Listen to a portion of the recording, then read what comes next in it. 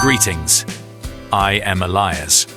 My family has farmed the deep, dark soils of Lancaster County ever since my ancestors crossed the ocean from the Palatinate back in 1838.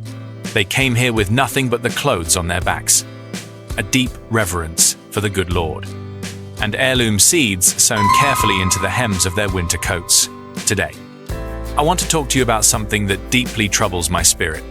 Have you ever actually looked, and I mean truly, deeply looked at the label on that $40 bottle of fungicide? They try to pressure you into buying at the big box garden centers. They have aggressive names, bold lettering, and usually a stern warning label featuring a skull and crossbones. You pick up that heavy plastic jug, you read the price tag, and you think to yourself, well, the experts made this in a laboratory, so it must be exactly what my tomatoes and my roses need to survive. I will tell you plainly, that is the single biggest lie the big ag chemical industry has ever sold to the American homeowner. It is man's pride packaged in a bottle. When you buy that $40 jug, do you know what you are actually buying? You are buying water.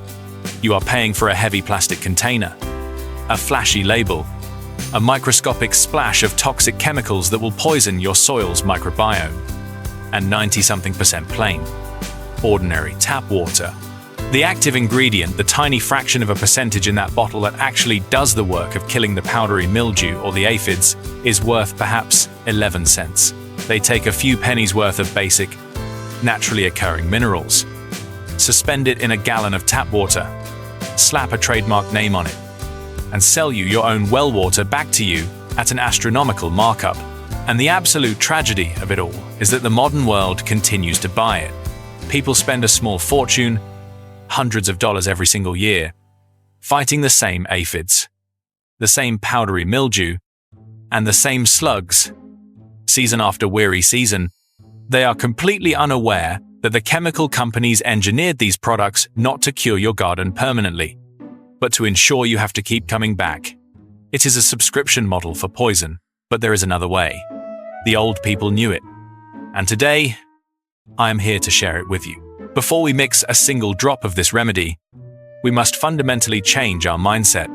Imagine two brother plants, two tomato vines grown from the exact same seed.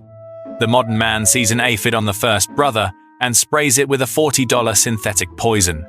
That chemical burns the aphid.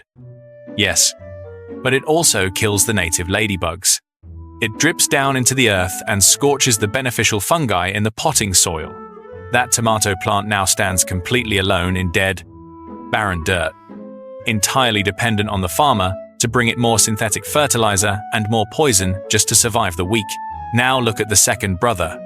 Tended with the old sense, when pests arrive, we do not scorch the earth.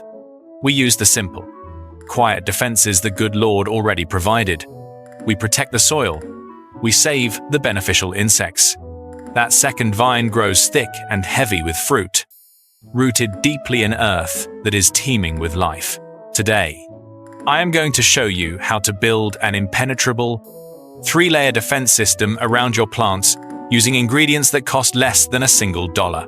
Before a pest can eat your leaves, before an ant can farm aphids on your new growth, before a crawling insect can bring disease up into the canopy, they have to climb the trunk. This is where we bring in the agricultural lime paste. The old folks used to call this trunk whitewashing. If you have ever driven past old Amish orchards and seen the bottom 3 feet of the tree trunks painted a stark, brilliant white, you need to understand that it is not for decoration. When a crawling insect, a scout ant carrying aphid eggs, or a soft-bodied borer approaches a trunk painted with this mixture, they hit an insurmountable roadblock. Lime is highly alkaline and intensely drying to a tiny insect. Crossing that white barrier is exactly like a human trying to walk barefoot across miles of burning, caustic desert sand. They reach the white line. Their antennae touch the lime. They realize they cannot survive the trek, and they turn right back around into the grass. To make this impenetrable armor, you need standard agricultural lime. You take a good, heaping tablespoon of this lime powder and put it into an old mixing bowl. Now, slowly add water drop by drop, stirring constantly with a wooden stick. You are looking to create a thick, heavy paste, with the exact consistency of heavy baking cream. If it is too thin, it will run right off the bark. If it is too thick, it will flake off when it dries in the sun.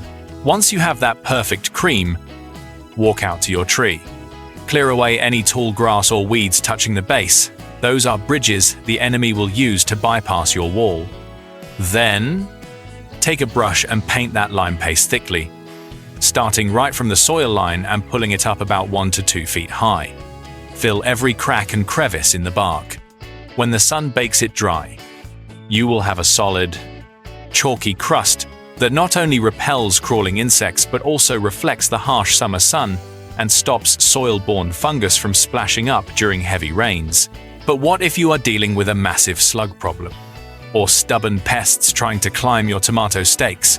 For this, we use the second part of our base fortress, 1-inch double-sided tape. It sounds too simple, but it has devastating efficiency. Take a roll of 1-inch wide heavy-duty double-sided adhesive tape. Wipe the trunk or the stake down with a rag so there is no loose dirt. Then, wrap that 1-inch tape all the way around, forming a complete, unbroken ring. Press it firmly into the wood, then peel off the outer backing. You have just created an impassable moat. We have watched slugs slither out of the damp mulch in the dead of night, intent on devouring fresh green leaves. They hit that 1-inch band of adhesive. 1 inch is nothing to us, but to a slug, it is a vast expanse. The adhesive grips its soft underbelly. It cannot move forward. It tries to pull back, but it is stuck. It will spend agonizing minutes trying to find a way around before finally giving up and dropping back to the dirt. No chemicals entering your root system, total physical protection. Now we move to the second method, meant for the airborne enemies. The powdery mildew that blows in on the hot August wind and turns your squash leaves into crumbling grey ghosts, and the soft-bodied aphids that breed right on the undersides of your leaves. For generations, the women in our community fought these blights with a simple box of baking soda. Years later, a group of scientists at Cornell University spent millions of dollars in laboratories to test it. And do you know what they found? They found the old Amish grandmothers were right all along. They called it the Cornell formula. But it is really just the old sense proven by microscopes. Here is the exact, uncompromised recipe. But pay close attention, because if you miss a single detail, you will fail. You need 1 gallon of rainwater. I will tell you plainly, do not use tap water from a city pipe. City water is treated with chlorine, and chlorine is designed by man to kill biological life. We are trying to cultivate a living household in our garden.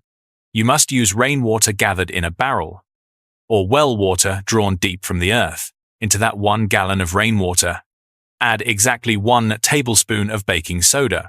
Now, here is the secret. If you just spray baking soda and water onto a cabbage leaf, it will bead up into little drops and roll right off into the dirt. The waxy surface of the leaf repels it. To make the remedy stick, we must add 2 more things. Add 1 tablespoon of light cooking oil, vegetable or canola oil, and a few drops of liquid dish soap. The soap and the oil are the absolute key. The soap breaks the surface tension of the water, allowing the spray to lie down flat and coat the entire leaf in a microscopic, seamless film. The cooking oil acts as a binder. It holds the baking soda tight to the leaf, even through the heavy morning dew. Why does this work so amazingly well? Fungal spores, like powdery mildew, are fussy. They demand a slightly acidic environment to survive. When you spray this baking soda mixture onto a leaf, you instantly change the pH. You make it highly alkaline. You make the leaf sweet instead of sour. When a fungal spore lands on a sweet, alkaline leaf, it is a biological catastrophe. The extreme alkalinity pulls the moisture right out of the fungus's cells. It shrivels, collapses, and dies instantly. It does the exact same thing to aphids. The soap dissolves the waxy coating on their soft bodies, and the baking soda pulls the moisture out of them.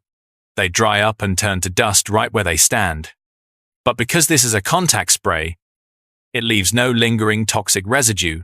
If a ladybug or a honeybee lands on that leaf tomorrow, they are completely safe.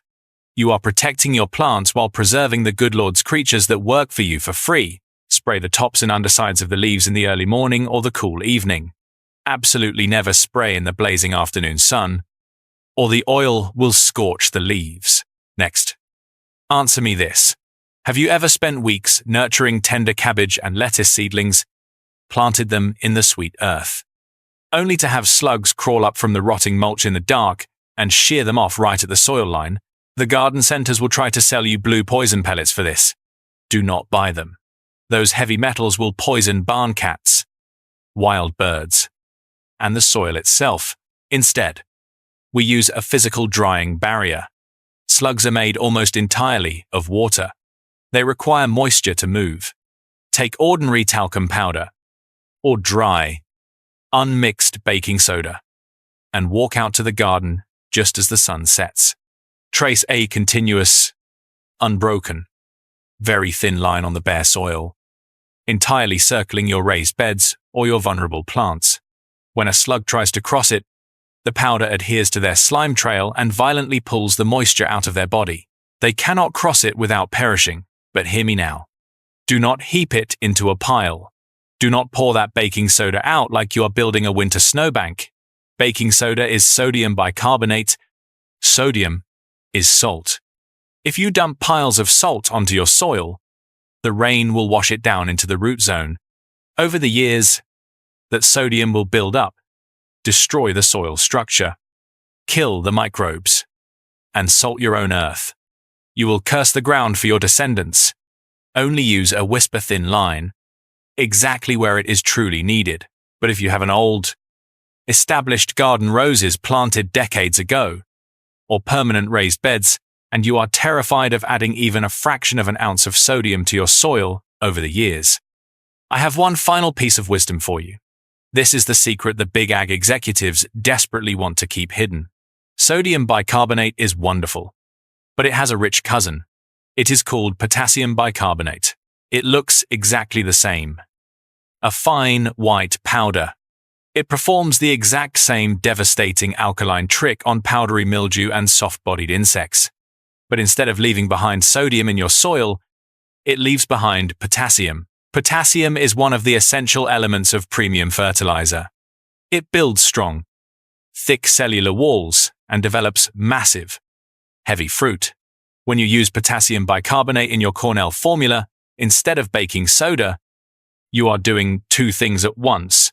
You are instantly obliterating the disease, and as it washes off into the soil, you are actively fertilizing the root system of the very plant you just saved. If you look at the back of the professional-grade $40 fungicide in the glass case at the store, the active ingredient is almost always potassium bicarbonate. The chemical companies buy it in bulk for mere pennies, dissolve it in water, put it in a flashy plastic jug, and charge you a massive markup. You can bypass them entirely. Go to a local winemaking supply shop and buy a pound of pure potassium bicarbonate for $10. It will make hundreds of gallons of spray and last you for years. Now you have the complete formula. All of this achieved with a few dollars, a little bit of sweat, and the old sense our ancestors passed down to us. A garden is about dedicated stewardship. It is the deep, moral responsibility of not wasting the resources the good Lord provided and refusing to let a corporation convince you to surrender your self-reliance just to fatten their wallets. You can reclaim this knowledge today. Now, I want to hear from you. We are building a community of old ways growers here, and I want to know who I am speaking to. Drop a comment below and tell me where you live. Tell me, what pest or plague is testing your patience the most this year? Will you join us in walking away from the chemical lies and tending your household the way it was truly meant to be tended?